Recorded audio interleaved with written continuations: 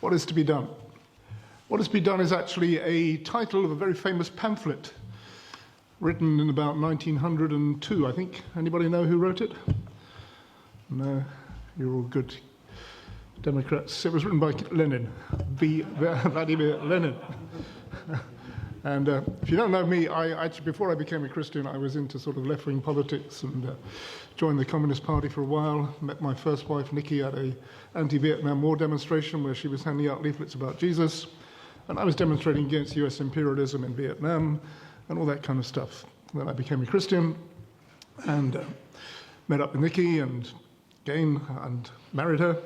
And she was already evangelizing leftism, Marxists at these demonstrations, so I joined her. And in the process, I learned a bit more about communism than I knew beforehand and read this pamphlet by Lenin called What is to be Done? Basically, Lenin's thesis was there were two things you need to do. One was to spread the message of communism, and the second was to build up a cadre of dedicated revolutionaries who would then put the message into practice and would eventually make the Communist Revolution, which they did in 1917. And the second one was actually the more important one to him. He wanted to build up disciples, if you like, for communism and use them then to bring the Communist Party into power. So he had a two-pronged program: spread the message and also raise up disciples who will carry the message through. Anybody else who followed that kind of pattern? Anybody? Jesus. What did Jesus do? He wanted the message to be spread out, but he also wanted to build up disciples, and he did take 12 disciples, train them up with a message that they would then go out and preach the gospel into all the world.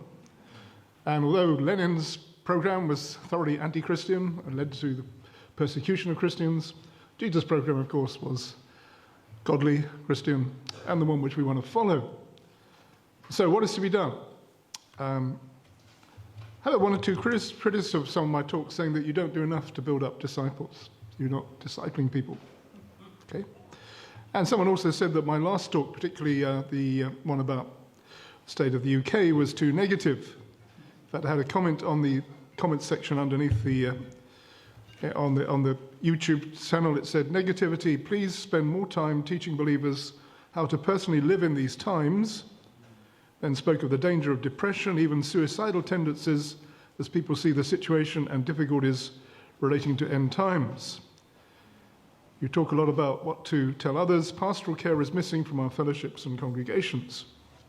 Okay, well, in one way it's a good point, and I take the point. We actually do need to know what to do about it.